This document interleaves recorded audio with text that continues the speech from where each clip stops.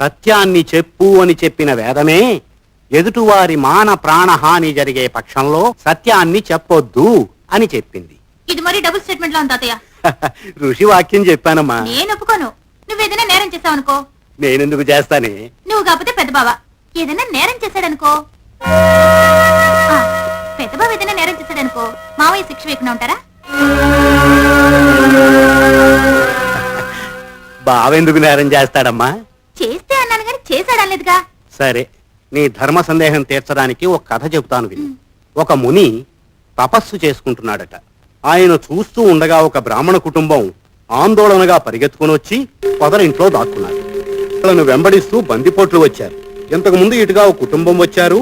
వాళ్ళు ఎటు వెళ్లారు అని ముని అడిగారు. సత్యం వద అని నేర్చుకున్న ఆ మహాముని ఆ పొదరింట్లో ఉన్నారు అని నిజం చెప్పాడు.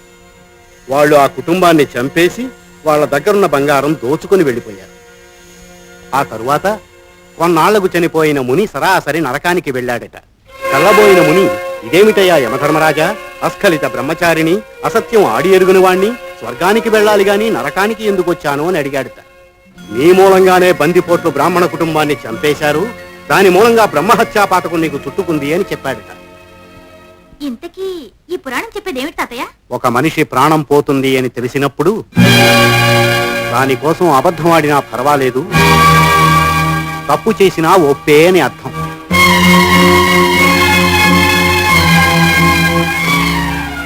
నమస్తే అంకుల్.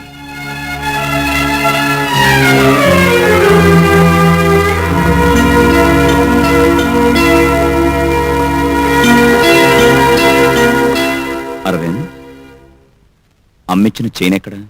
చైనా ఇదిగో.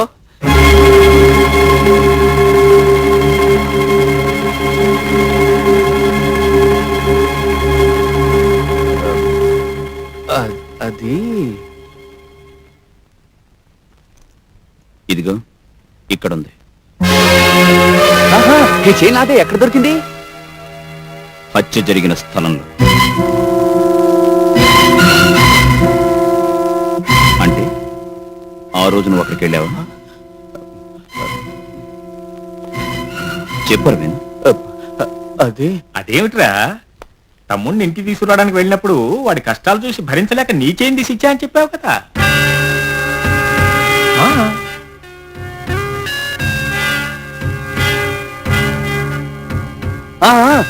అప్పుడే ఇచ్చాను. సారీ అంకుల్, ఇది నా అనుమానం కాదు. చెన్నకేశవులు తన కూతుర్ని అజయ్ని చంపింది అరవిందేనని కేసు పెట్టాడు. అతను నోరు మూయించడానికి అరవింద్ని ప్రశ్నించాల్సి వచ్చింది. వస్తాను అంకుల్. See you.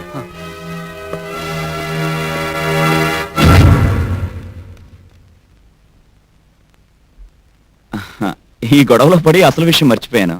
ఈ రోజు అను పుట్టినరోజు. మీ అందరినీ డిన్నర్కి పిలవమంది. తప్పకుండా రావాలి. తప్పకుండా వస్తాం. Thank you.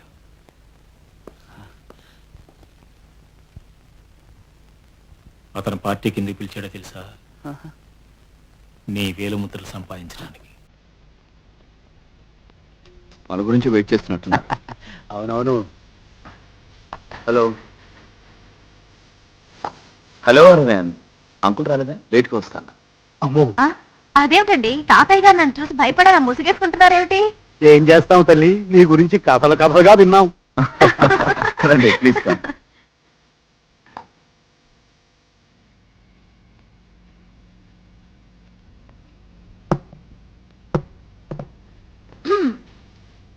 మావయ్య గారు వచ్చేలోపు ఒకటి పొడుస్తా. విప్పుతారా? ఏమిటే, ఎక్కడికి వచ్చినా ఊరికే పొడుస్తాను పొడుస్తాను అని తెగ బెదిరిస్తున్నావేమిటి? ఏది పొడుగు, నేను విప్పుతాను. ఐదుగురిలో చిన్నోడు, పెళ్లికి మాత్రం పెద్దోడు. ఏమిటై ఉంటుందిరా? ఏమో నాకు తెలీదు. ఏమండి చెప్పండి. ముందు ఆలోచిస్తున్నానుగా. ఎవరు విప్పలేరా? విప్పలేరా? విప్పేస్తున్నా విప్పేస్తున్నా.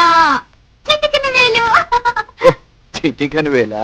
అవును బావా, నువ్వు నేను పెళ్లి పట్టుకుంటావే ఇది.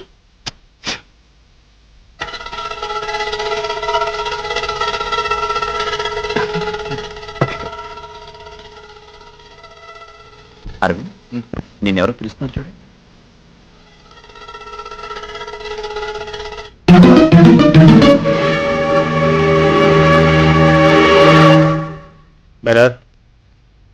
కావాలి సార్? దొంగ దొంగ?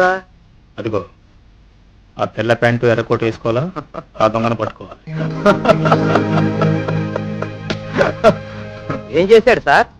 నేను చూస్తుండగానే గ్లాస్ తీసి జేబులో పెట్టుకున్నాడు. చాలా పెద్ద మనిషిలా ఉన్నాడు సార్. రేపిచ్చాడా, పెద్ద మనుషులందరూ అలాగే ఉంటారు. నీకంత నమ్మకం లేకపోతే అతని జేబులో ఎతుకు, పెద్ద మనిషి చిన్న మనిషి నీకే తెలుస్తుంది. ఆ? అది కాదు అరవింద్. మాట్లాడు, లేవండి. మిమ్మల్ని లేవండి. ఏయ్, ఎవరితో మాట్లాడుతున్నావు తెలుసా? ఎవరితో మాట్లాడుతున్నానో ఇప్పుడే తేల్చేస్తాను, లేవండి. ఏయ్ ఏయ్, ఏమిటి సార్ ఇది? ఏమిటి సార్ మీలాంటి పెద్దలు చేసే పనేనా ఇది?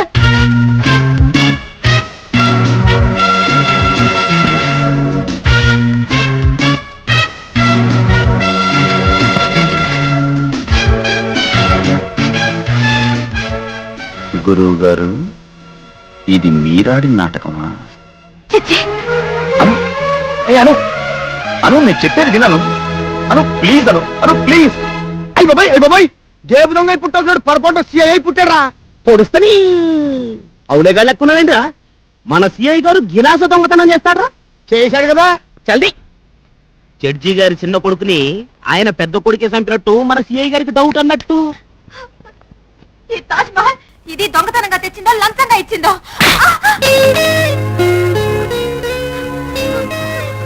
దొంగ మీరే నన్ను కొడతారు అంటే మీతో కాపురం చేసే కంటే అంట్ల తవ్వుకొని బతకడం బెటర్. అది కాదను, నేను చెప్పేది విను. Hello sir. ఎస్ సార్, అలాగే సార్, నేను ఇంట్లోనే ఉంటాను sir. Okay okay okay sir.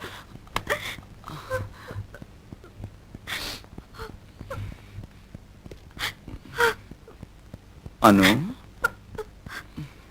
అను, నన్ను మాట్లాడించకండి. నేను చెప్పేది విను. నా మీద కోపంగా ఉంటే తీరిగ్గా తెచ్చుకో. ఇదిగో మా డిఎస్పీ గారు అర్జెంట్ గా మాట్లాడాలని ఇంటికి వస్తానని ఫోన్ చేశారు. నేను సరే అన్నాను. ఇదిగో నువ్వు తొందరగా లేచి అతను టిఫిన్ తయారు చేయి, లేకపోతే నా మర్యాద పోతుంది. ప్లీజ్ అను, టిఫిన్ తయారు చేయను ప్లీజ్. ఇదిగో త్వరగా చేయి, త్వరగా చేయి. ఓ ఏమండి, ఆ గ్లాస్ గ్లాస్ సంగతి తర్వాత చెప్తాను, ముందు టిఫిన్ తయారు చేయి. పో త్వరగా లే. అలాగే.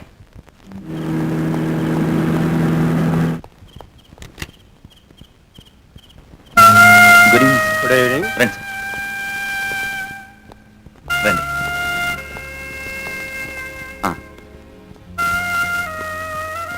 ఈ ఇల్లు మీ ఆవిడ తరఫుదా? అవును సార్. బాగుంది బాగుంది, చాలా బాగుందయ్యా.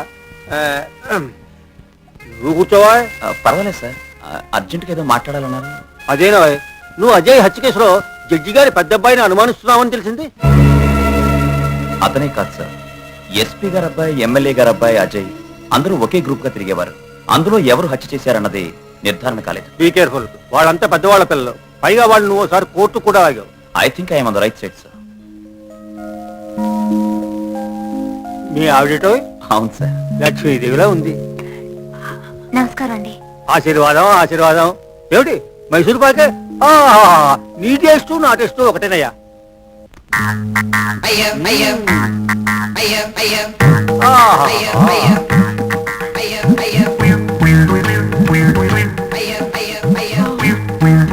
అను, లోపలికి వెళ్ళి హాట్ కూడా తీసుకురా. సార్ మీరు హ్యాట్ పెట్టుకుంటే దర్జాగా ఉంటారు. ఒక్క వస్తుందయా, కింద పెట్టాయి. నే పెడతాను వెళతే. మీరుండండి, నేనున్నానుగా. మా డిఎస్పీ గారికి ఎప్పుడో ఖమ్మం క్యాంప్ లో ఉండగా వడ్డించాను. మళ్ళీ ఇన్నాళ్ళకి నాకు ఈ భాగ్యం కలిగింది. నేను వడ్డిస్తానండి. అబ్బా, నేను వడ్డిస్తాను. నేను వడ్డిస్తానండి. నేను అమ్మాయి ముచ్చట పడుతోంది కదా, ఆ అమ్మాయిని వడ్డించడి. వడ్డించమ్మా. వడ్డిస్తా. ఆహా, జీడిపప్పు పక్కోడి. ఆహా,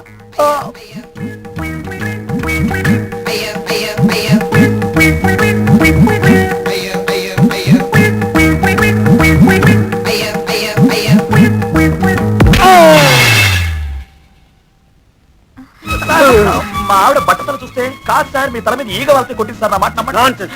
ఏనైతే మొత్తం అంత గట్టిగా కొట్టతే రాగపురం ఉన్న వాళ్ళని కూడా నేను ఎప్పుడు అంత గట్టిగా కొట్టనే లేదు.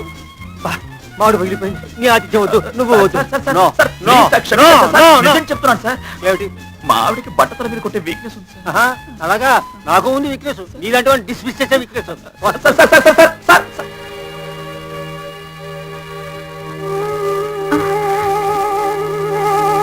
నీకు అసలు బుద్ధుందా? నువ్వెవరా పసిపిల్ల అనుకుంటున్నావా? వ్యథ వీక్నెస్.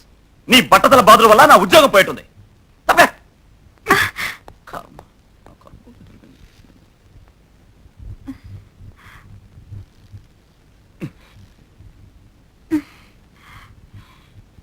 సారీ, క్షమించండి. నాకు ఈ 3 భాషలే వచ్చు.